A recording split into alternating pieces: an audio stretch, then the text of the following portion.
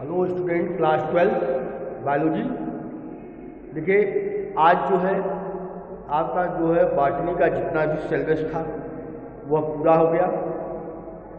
हमने आपको पीछे जो पीडीएफ भेजा था या जो वीडियो भेजा था उस वीडियो में बॉटनी की सिलेबस जो होता है पूरी तरह से समाप्त हो गया। अब हम आपको जो है कुछ क्वेश्चन ऐसे हैं जो जीव और समष्टि वाले चैप्टर से और जैव विविधता वाले चैप्टर से कुछ क्वेश्चन है, एक्सरसाइज है, उसको हम करा दे रहे हैं, उसको बता दे रहे हैं, आप जो है कर लीजिएगा। जैसे देखिए पहला जो क्वेश्चन दिया है आता है शीत निष्क्रियता से उपरत किस प्रकार भिन्न है। मतलब जैव समष्टि वाले चैप्टर में, जीव और समष्टि वाले चैप्टर में ये क्वेश्चन दिया है शीत निष्क्रियता किसे कहते हैं और उपरत किसे कहते हैं। तो पहले हम शीत निष्क्रियता के बारे में जानते हैं। शीत निष्क्रियता किसे कहते हैं? निष्क्रियता या जो है हाइबरनेशन।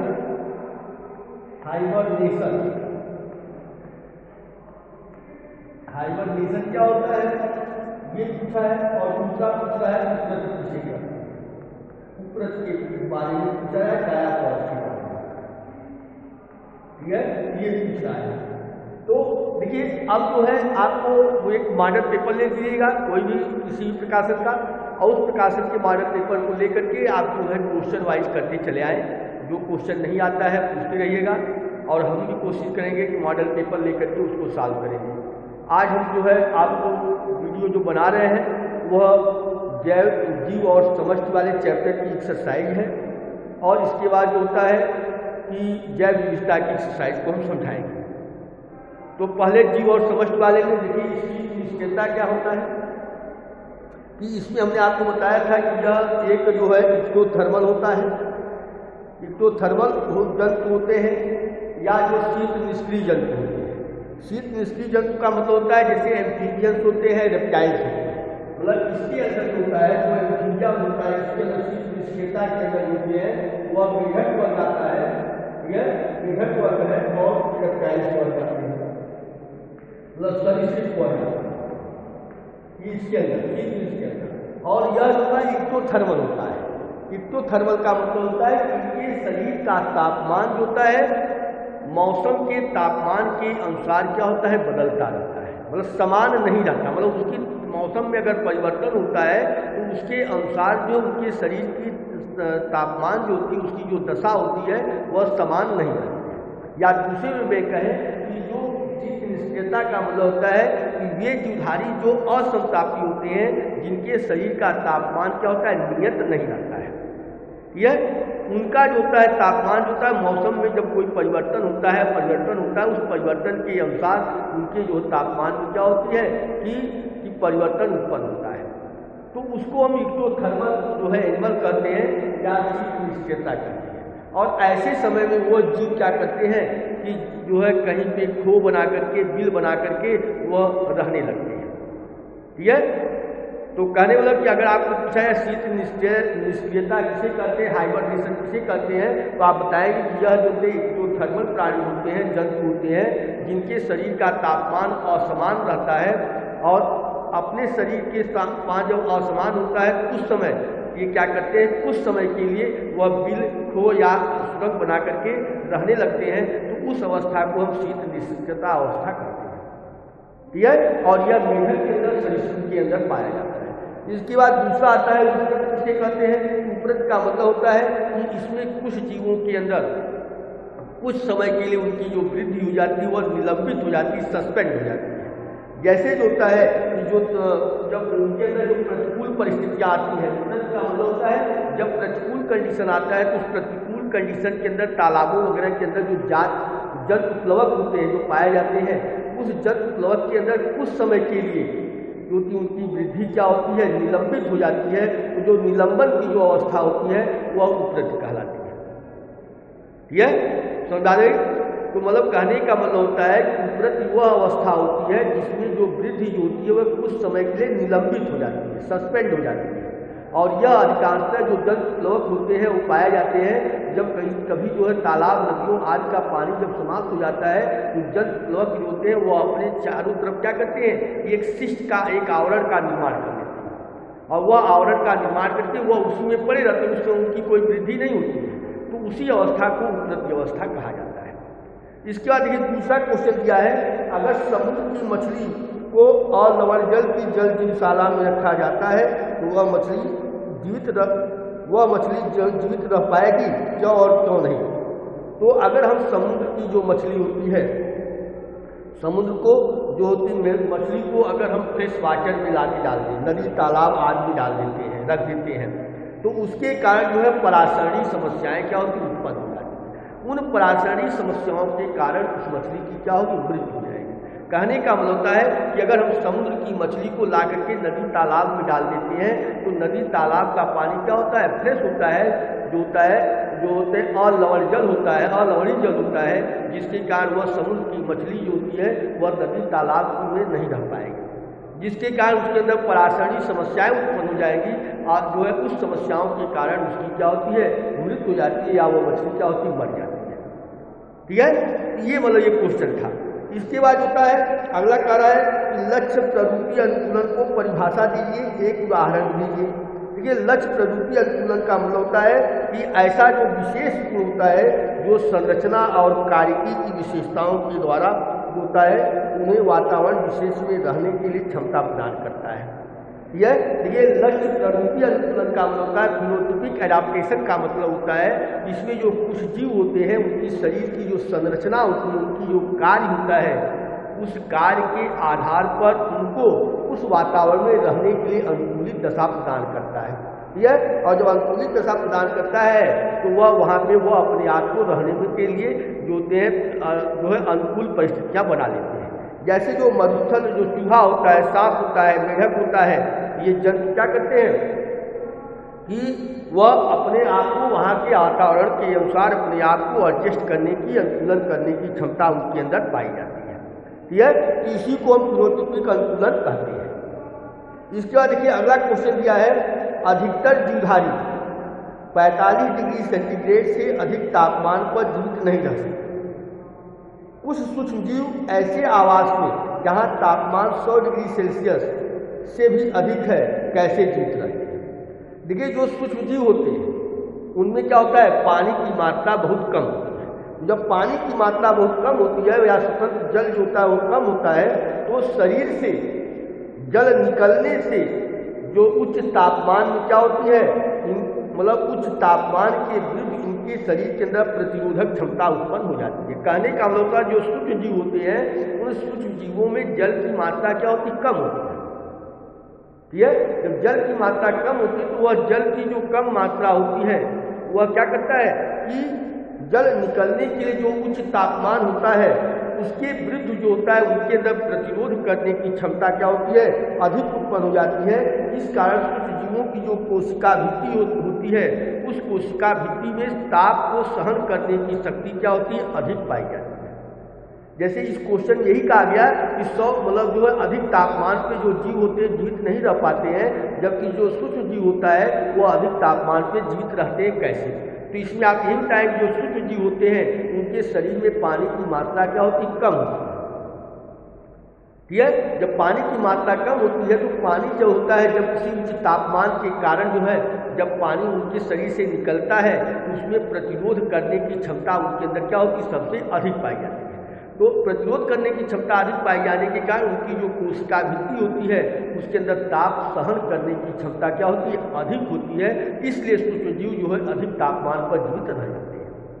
ठीक है, इसके बाद देखिए अधिकतर दिया क्वेश्चन दिया आपको है कि उन गुणों को बताइए जो व्यष्टियों में तो नहीं पर समष्टियों में होते हैं। हमने आपको जब पढ़ा रहे थे तब बताए थे कि व्यष्टि और समष्टि क्या होता है।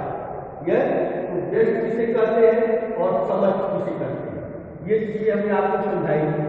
यह तो व्यष्टि का मतलब होता है व्यक्ति से होता है।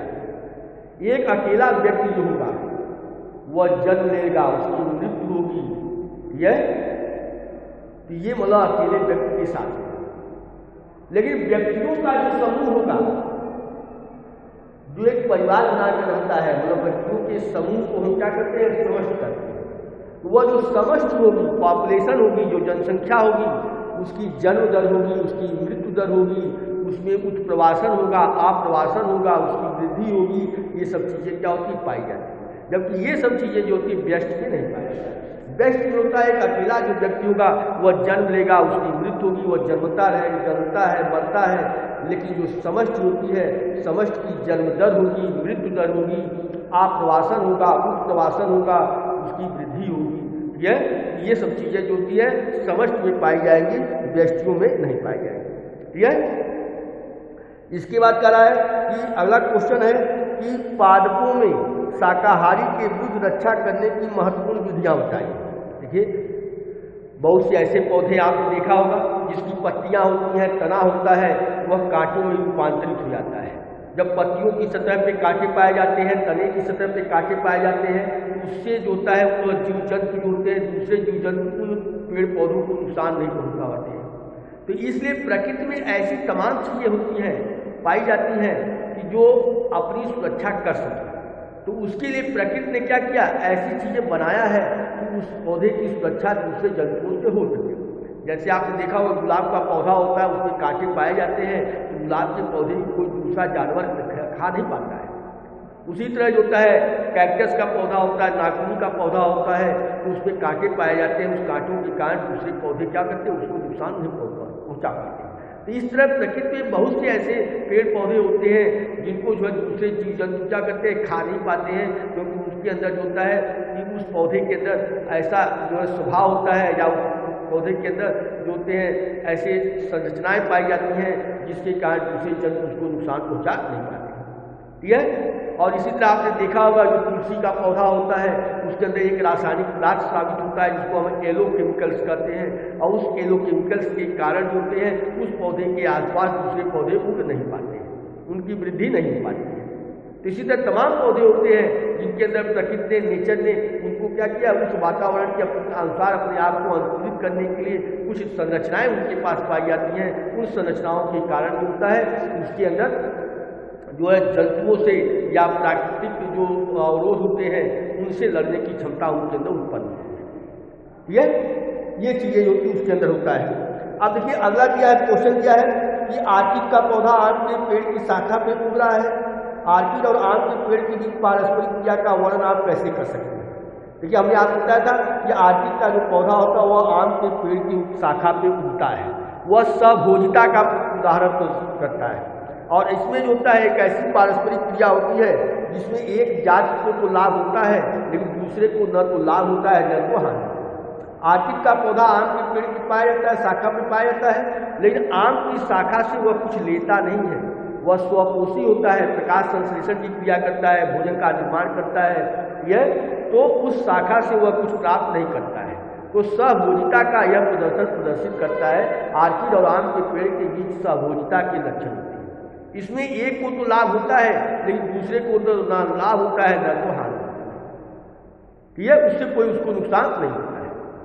तो ये मतलब जो है सहभोजिता के लक्षण कहलाते हैं, ये मतलब आपको आता है। इसके बाद देखिए अगला क्वेश्चन है कि पीड़कों के संबंध के लिए प्रबंध के लिए जैव नियंत्रण विधि के पीछे क्या पारिस्थितिक सिद्धांत है।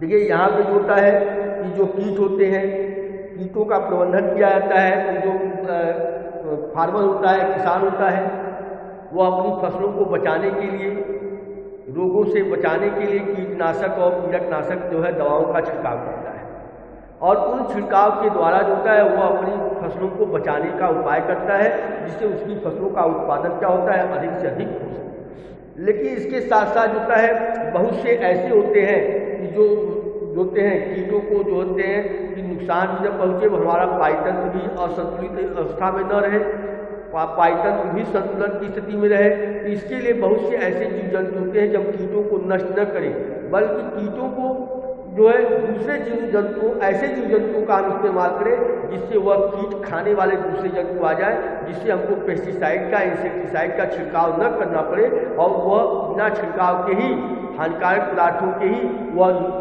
इंसेक्ट और पेस्ट क्या होते हैं मर जाए। इसलिए आप जानते हैं कि तालाब में जो होता है गैंडूसा एक मछली होती है जो कीड़े मकोड़ों को खाती है। तो कीड़ों मकोड़ों को अगर हम दवा के द्वारा नष्ट कर देंगे तो गैंडूसा मछली को जो है खाने के लिए सामान मतलब भोजन नहीं मिलेगा।